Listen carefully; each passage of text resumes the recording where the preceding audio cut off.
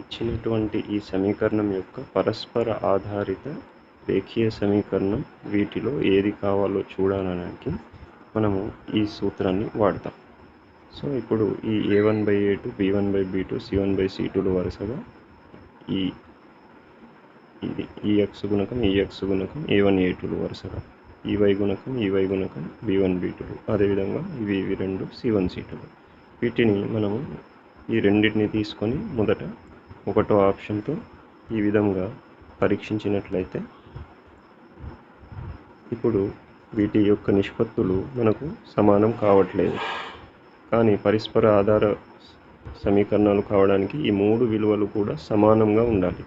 So ఈ option అనేది wrong option.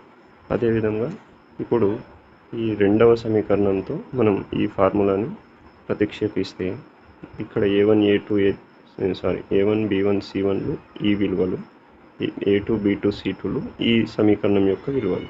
వీటిని మనం ప్రతిక్షేపించి టెస్ట్ చేసినట్లయితే ఇవి కూడా సమానం కావట్లేదు. సో ఇది కూడా సెకండ్ ఆప్షన్ కూడా సరైనది కాదు.